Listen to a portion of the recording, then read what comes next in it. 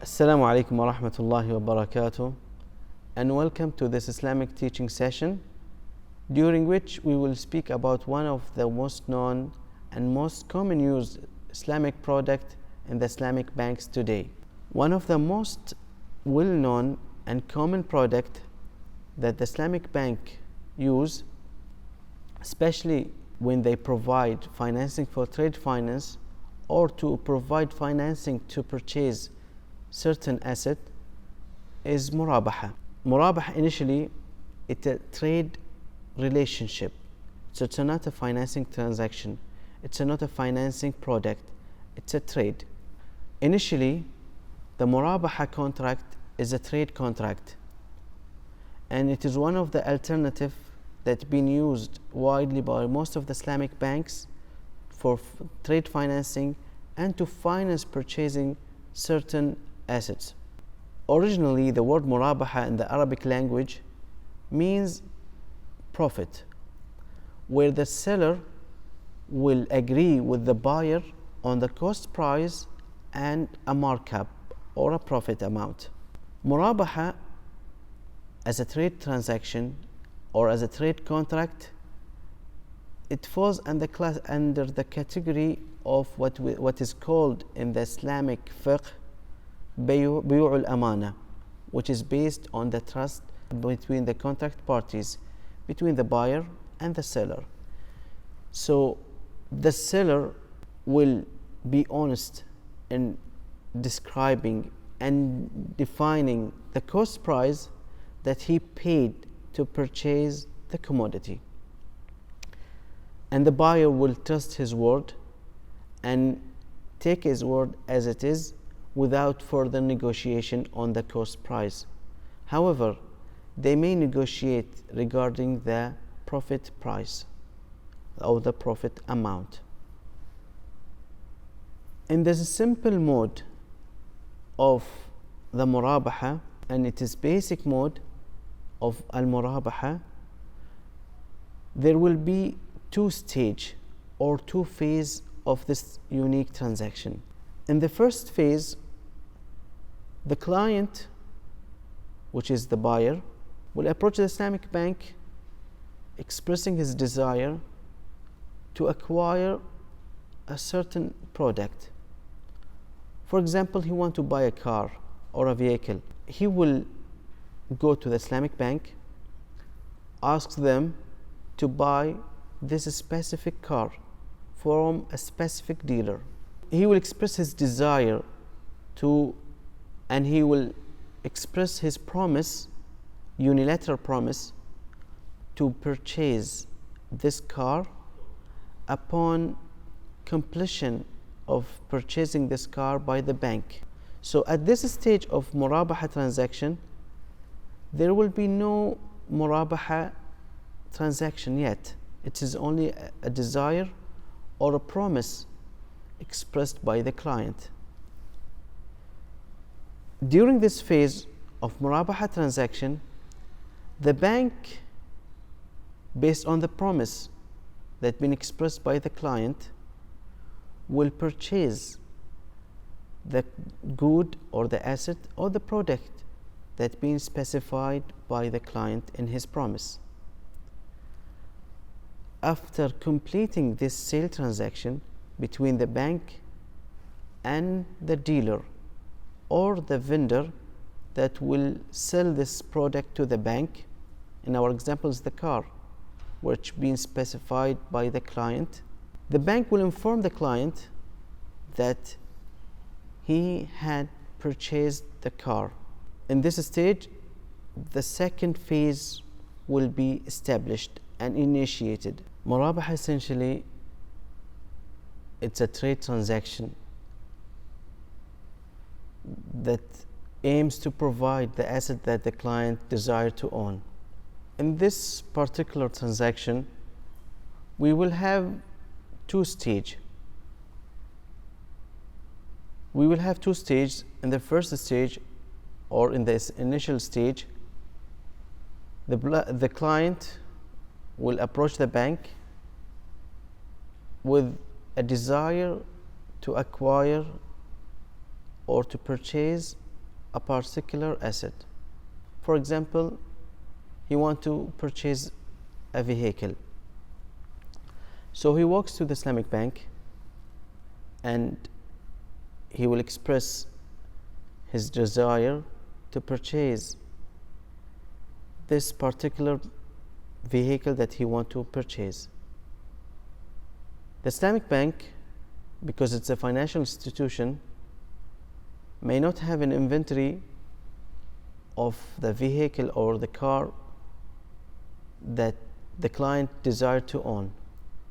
So at this stage, the client will express his desire and will provide a unilateral promise which will be binding on the client solely, that he promised the bank that he will purchase this particular car, this specific car that he specified, after the bank acquires the car for the client to be sold on the client.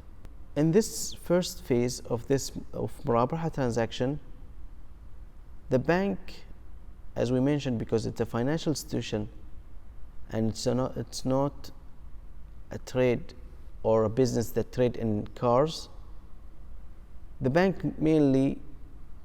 generally you will approach a car dealer with the specific car that's been specified by the client and will sign a sale transaction to acquire the car that's been specified by the client.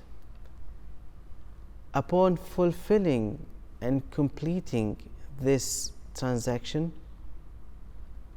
the Islamic bank will inform the client that the car that the client desired to own through the bank has been owned by the bank. At this stage, the bank and the client will establish the second phase of Murabaha transaction, during which a Murabaha contract will be signed between the bank and the client based on the same principle of Murabaha transaction as we mentioned earlier, which is based on the trust between the client and the bank. In this Murabaha transaction,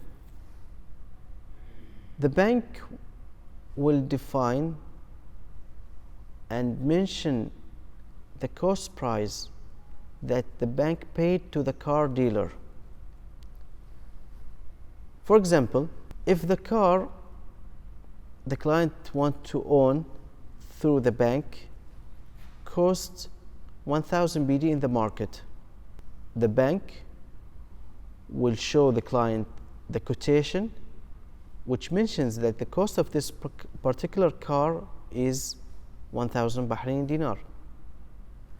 Then the bank, because it's a cost plus profit transaction where there is a markup in addition to the cost price, the bank must determine and set in advance the profit amount that the bank will charge to the client. This profit could be determined on any basis. For example, it could be determined based on the market rate that the usual dealers charge to their client, or other financial institution that will charge the same amount of profit to their client. The Murabaha price, which include the cost plus the profit, the markup, could be paid immediately by the client, or as is the usual practice today in most of the financial institutions, the price could be paid on installment, so it will be deferred on several installments.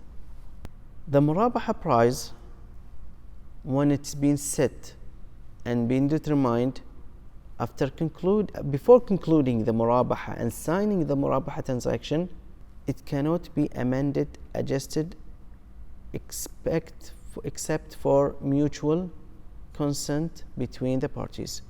Before concluding the murabaha transaction, the bank and the client may negotiate on the price, which is the profit and the cost price. But the negotiation will happen on the profit mainly.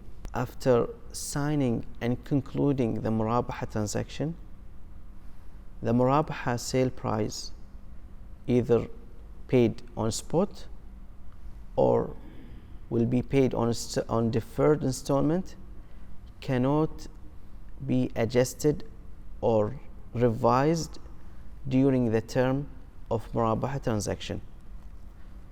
Going back to our initial example, where we mentioned that the cost was 10,000 BD, let's assume that the profit is around 4,000 BD. So the total price that will be paid by the client is 14,000 during the term of 7 years on monthly installment. So the Islamic bank cannot adjust the profit amount or the installment amount during the term of murabaha transaction. This price will be fixed because it will become an obligation and a liability and a debt on the client that cannot be adjusted during the term of murabaha. This arrangement and this condition is one of the main differences and key differences between the dealing with Islamic bank and dealing with non-Islamic bank, where when the client deals with Islamic bank, he may be forced to pay an additional amount over the price that been agreed initially, where there is a change in the market rate or change in the interest rate. While on the other hand, the Islamic bank does not have this option. Once the murabaha transaction is concluded and completed and the vehicle had been transferred to the client and the ownership of the vehicle had been transferred to the client, the profit and the cost price which make up of the murabaha deferred price or murabaha sale price cannot be amended or revised. By this, we come to end of this learning session, hoping to see you soon in the upcoming session. Wassalamu alaikum wa rahmatullahi wa barakatuh.